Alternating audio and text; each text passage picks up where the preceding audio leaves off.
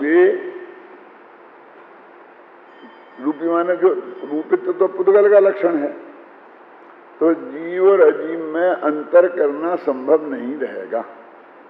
पहला तर्क तो उनका यही है कि यदि जीव को तुम जो व्यवहार नए से संसारी जीवों को कदाचित प्रयोजन बस रूपी माना गया है, वर्णादि वाला माना गया है, और उसी को लक्ष्य लेकर यदि तुम रूपीपना जीव का लक्षण मान लोगे सभी जीवों का, तो तुम जीव और अजीव में अंतर नहीं कर सकोगे।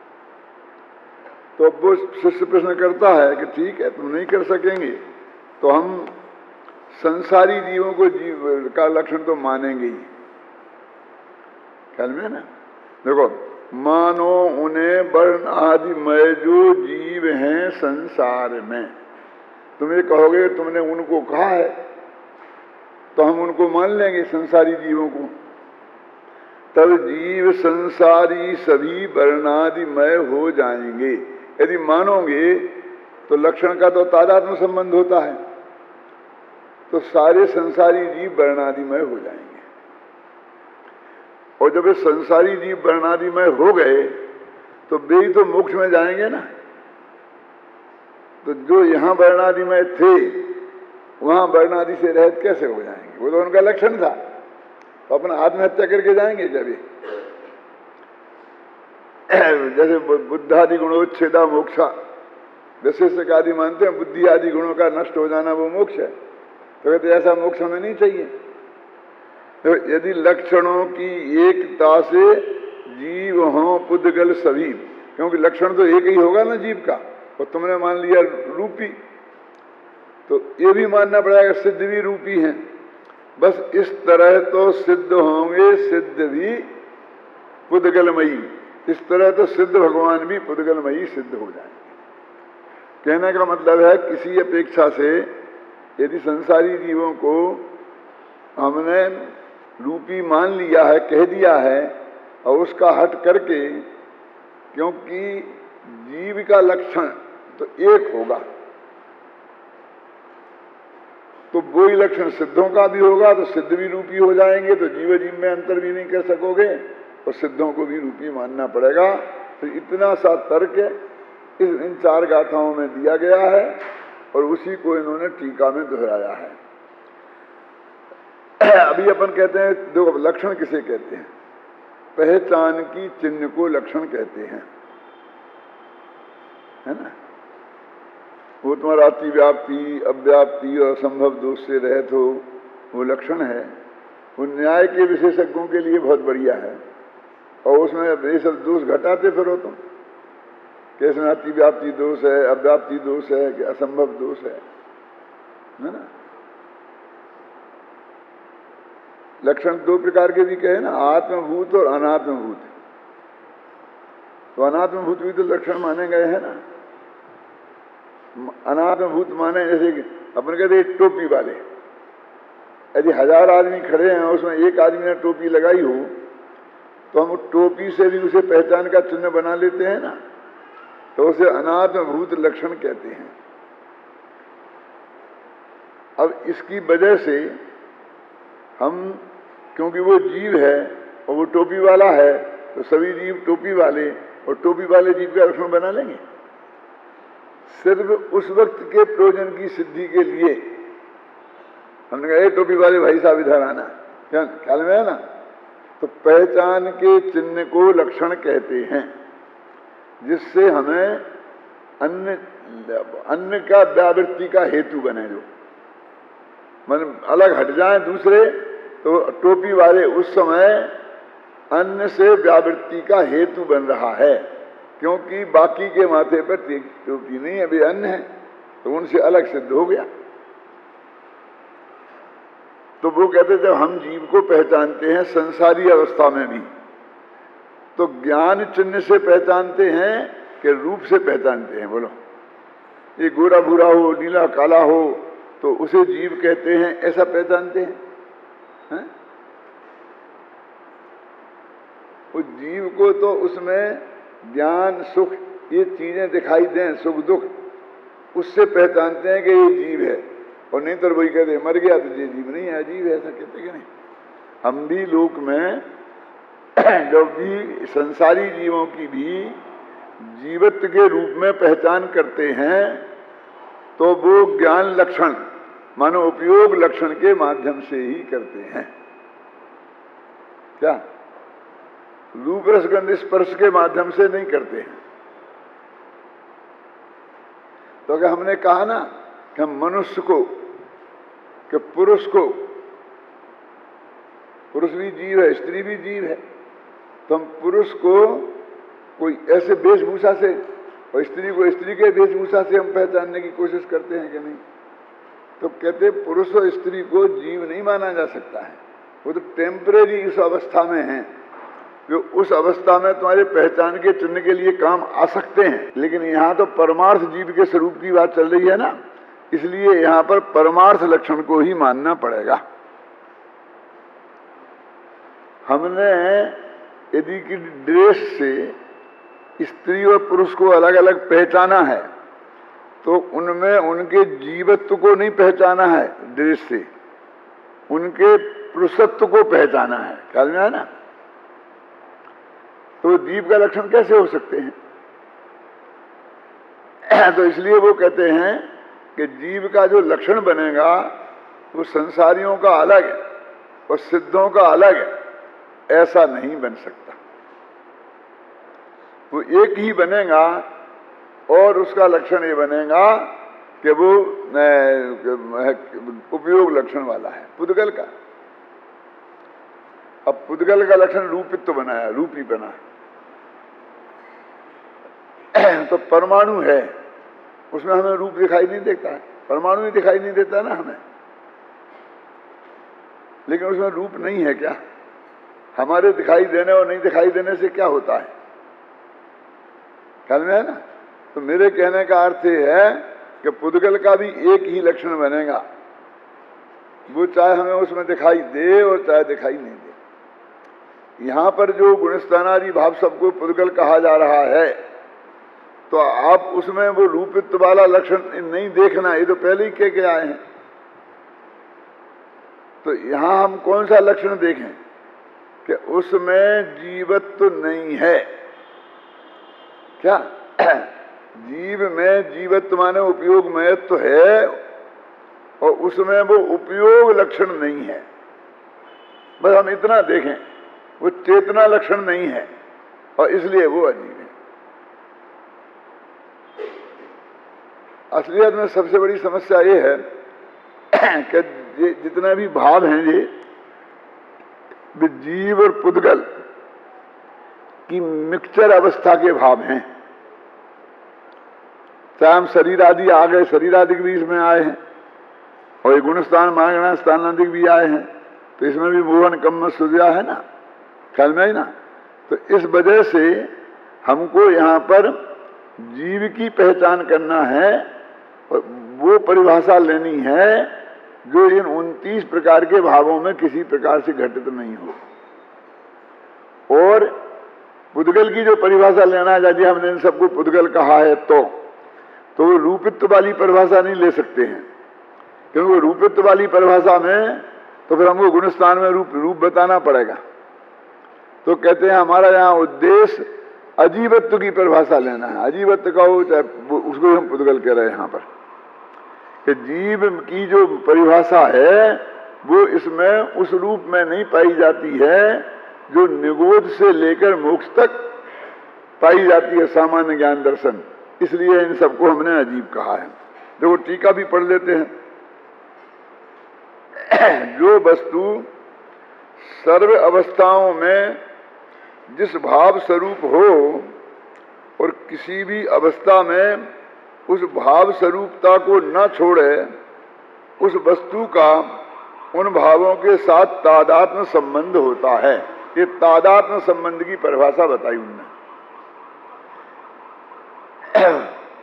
उसकी सभी पर्यायों में, अवस्था माने पर्याय, उसका साथ न छोड़े, वो उसका उसके साथ तादात्म्य संबंध होता है। लोक में भी हम देखते हैं ना कि एक आदमी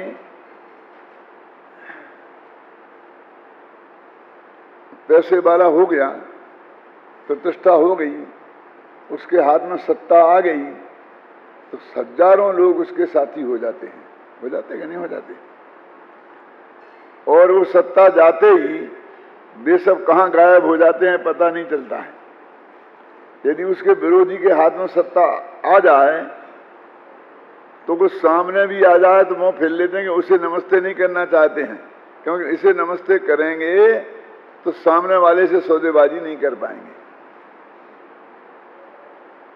है ना? करते कि नहीं करते हैं? लेकिन उसकी पत्नी और उसके बच्चे वो उस अवस्था में भी पूरी तरह उसके साथ रहते हैं। रहते कि नहीं रहते हैं? अब जब वो पद पर था, ख्याल में आई ना, तब भी वो पत्नी और बच्चे साथ में थे और वे बाकी के लोग भी साथ में थे। लेकिन उनको कदाचित ये शिकायत बनती है कि देखो ये अपनी पत्नी और बच्चों को ज्यादा महत्व देते हैं और हमें नहीं देते हैं। क्यों?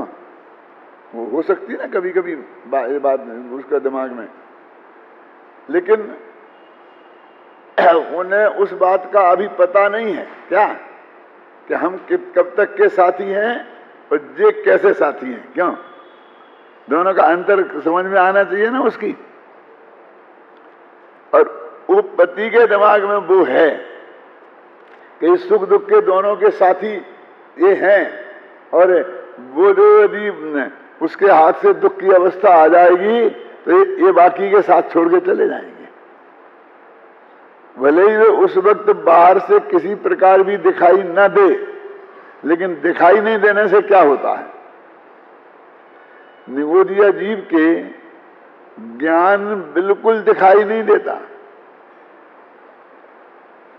इसलिए तो बहुत से जीव उन्हें जीव मानने को तैयार नहीं होते हैं। क्या? ये तो अपने जैन शास्त्रों में लिखा है कि पृथ्वी में भी जीव है, ये जल में भी जीव है, अग्नि में भी जीव है। हमें अग्नि में जीव कैसे रह सकता है? वो तो जल जाएगा, मर जाएगा। क्यों? वायु में भी जीव है, वनस्पति में जीव है। यदि अपने शास्त्रों में ये नहीं लिखा होता तो अपन मान सकते थे। आज भी हजारों लोग उन्हें जीव मानने को तैयार नहीं है। ख्याल में ना उनके जीव तो खेमचंद भाई इसके लिए बहुत अच्छा उदाहरण देते थे कि आज तुम जिसको जीव मानने को तैयार नहीं हो, एक दिन तुमको वो अवस्था में जाना पड़ेगा कि ये सारा जगत तुम्हें जीव नहीं मानेगा। क्या? इसका क्या अर्थ है कि जीव तुम में जीव है ऐसा व्यवहार नहीं करेगा। जड़ पत्थर है ना, अब उनसे अजीब समझ के इसके साथ ऐसा ठोक देते, बेला कुछ भी कर देते, लेकिन कीड़े को तो ऐसा नहीं कर सकते ना, क्योंकि आप उसे जीव मानते हो। बहुत से लोग ऐसे भी हैं कि उन्हें भी जीव नहीं समझते। अब मैं थोड़ा और बारीकी में जाता हूं। गाय, भैंस, कुत्ते, बिल्ली, घोड़े, इन्हें तो सब जीव मानते हैं, है ना? जैनी तो मानते ही मानते हैं। लेकिन मैं आपसे कहता हूं कि आप जैसी कुचेष्टाएं किसी पुरुष और महिला के सामने नहीं कर सकते हैं। ख्याल में है ना? जब आप वैसी कुचेष्टाएं ये खड़े होते हैं तो आप करते हैं कि नहीं करते हैं? इसका क्या मतलब हुआ कि आपने यदि उनको जीवत्व का सम्मान दिया होता तो ऐसे कुचेष्टा आप उस वक्त भी नहीं करते।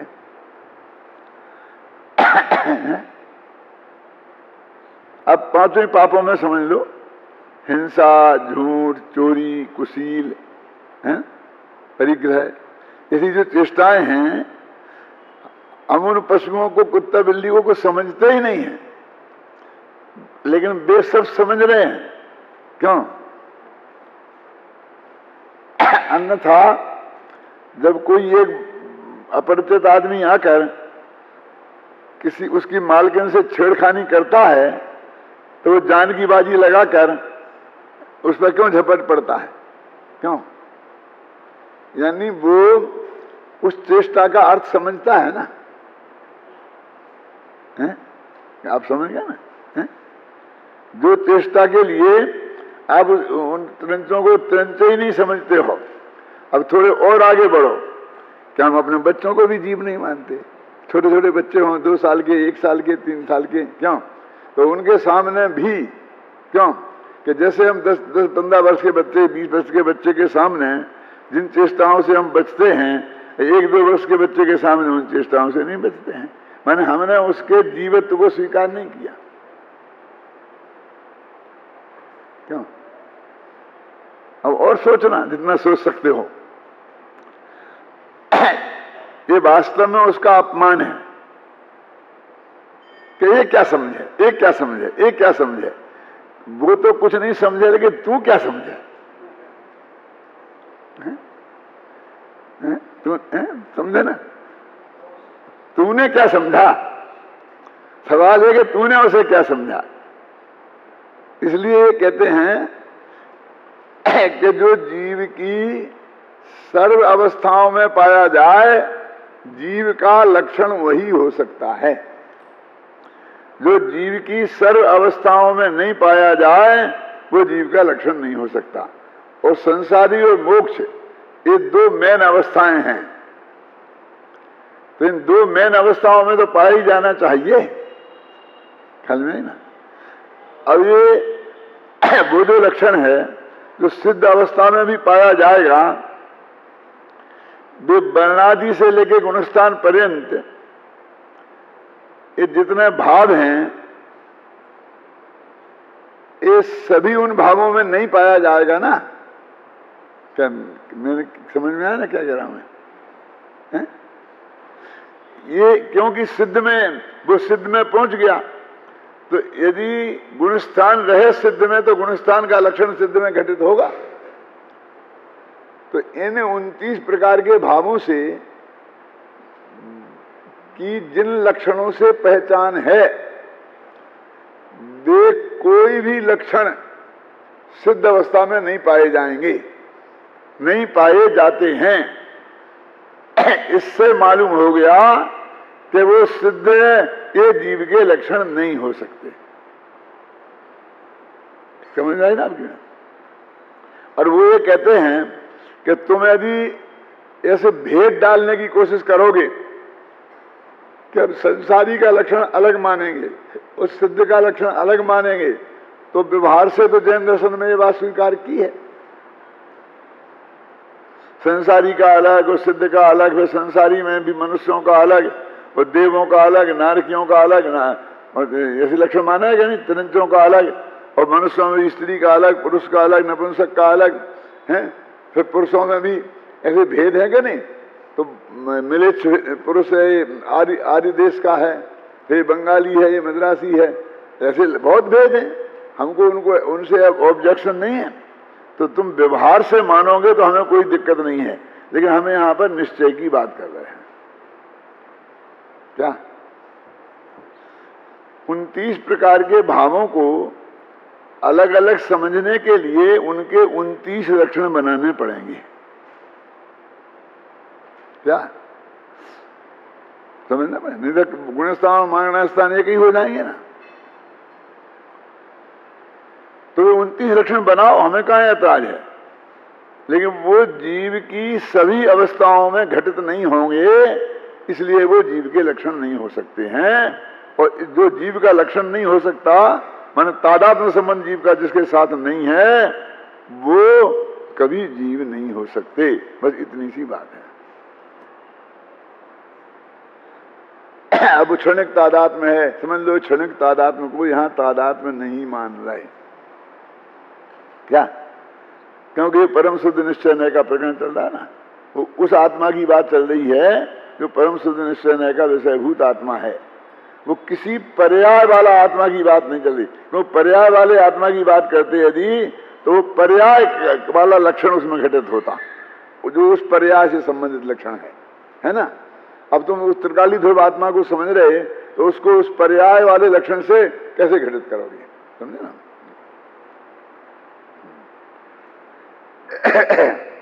यद्यपि पुद्गल अपनी सभी अवस्थाओं में वर्णादि स्वरूपता से व्याप्त होता है और वर्णादि स्वरूपता की व्याप्ति के साथ से रहित होता है, इसलिए पुद्गल का वर्णादि के साथ तादात्म्य संबंध है। अब वर्णादि कह दिया ना इनने, तो जिस पुद्गल का मैं वर्ण है वर्ण ले लेना, और जो गुणस्थान को वर्ण नहीं है तो उसको वैसा लक्षण ले लेना, आदि कह दिया ना। आप सुने ना। यद्यपि जीव संसार अवस्था में कथनचित वर्णादि स्वरूपता को प्राप्त होता है। अभी देखो, शरीर का संयोग हुआ और एक क्षेत्र का संबंध हुआ, अब बस उसी की वजह से तो उसे वर्ण वाला कह दिया ना, उसी के अपेक्षा से हमने गोरा भूरा कह दिया। तो ऐसा क्यों कह दिया? फिर हम धोखे में पड़ गए। तो बोलो ये सारा मनुष्य व्यवहार कैसे चलता? कि नहीं चलता तो नहीं चलता, कि ऐसा कह देने से थोड़ी काम चलता है। अकेला मनुष्य व्यवहार नहीं, आगम व्यवहार भी है। दो गोरे, दो सांवले, दो हरियल, दो लाल और बाकी कंचन वर्ण हैं। ये बात कहां से आती? तीर्थंकरों के बारे में है ना, और आगम में कहा है। क्यों? और ये तो बहुत स्थूल कथन है। अभी क्लास में बता रहे थे ना, शांति जी बता रहे थे कि वो जो आप 5 वर्णादि 4-5 कलर हैं, है ना, रंग 5 हैं, लेकिन ये रंग कौन सा है? वो 5 में नहीं आता है। तो और हजारों अनंत भेद हम कर लेते हैं ना, उनके मिक्सचर मिला करके अनंत भेद हो जाते हैं ना। तो ऐसे इनमें भी अनंत भेद हो जाते हैं। एक एक पर्याय को जोड़ो तो जितनी पर्यायों को जोड़ो तो उतने लक्षण हो जाएंगे। पर्याय की तरफ से लक्षण को जोड़ेंगे, लक्षण में पर्याय को जोड़ेंगे तो जितनी जो पर्याय जुड़ेंगी उसके हिसाब से उसके लक्षण बदलते जाएंगे। तो उससे जीव का निर्णय कैसे होगा? और उन्होंने बोल दिया 2 गोरे 2 सांवले। गोरे का क्या मतलब होता है बोलिए? एक गोरे तो अपने देश के हिसाब से है ना, थोड़े से ही होते हैं, उन्हीं को अपने देश के हिसाब से अपन गोरे में गिनते हैं, और वो अमेरिका में और इंग्लैंड में चले जाएं तो भी उन्हें काले लोगों में से गिनते हैं। उनका नाम काले लोग रखते कि नहीं रखते बोलिए? गोरे का क्या मतलब है? अपन जिनको काले कहते हैं यहाँ और अफ्रीका में चले जाओ तो अफ्रीकन लोग उनको गोरे कहते हैं। वो गोरे और काले में अब तुम कौन सा रंग लगाओगे तीर्थंकर के? मतलब जिस रंग का पत्थर मिल जाएगा उस रंग का लगा देगा और कह देगा यही होता है। काले में तो कितना फर्क होता है। ये बालों जैसे काले भी होते हैं, समझिए ना। तो सांवले के भी क्या अर्थ लगाएंगे? अपन एकदम नेमिनाथ को एकदम ऐसा काला कलूटा, बिल्कुल काला काजल जैसा बना दें, क्यों? बाकी कंचन वर्ण सोने जैसा बना दें, ऐसा चलेगा? अरे वे तो जो थोड़ा वैसे अपन थोड़ा बहुत फर्क होता है ना, और उसी में ये सब भेद कर लेते हैं, क्यों? अभी अपन ने आजकल अपने 2 ही भेद कर रखे हैं अपन ने, बस गोरे और सांवले, क्यों? सारे हिंदुस्तान के मनुष्यों को अपन 2 ही भागों में बांटते हैं कि नहीं? वो तीसरा अपन ने भेद किया ही नहीं है। हरा कोई आदमी कहीं दिखता है? हो सकता है तीसरा कलर ही उस वक्त कुछ थोड़ा बहुत हटके हो, कि गोरे और सांवले के बीच में, उसको भी हरियल कहते हो।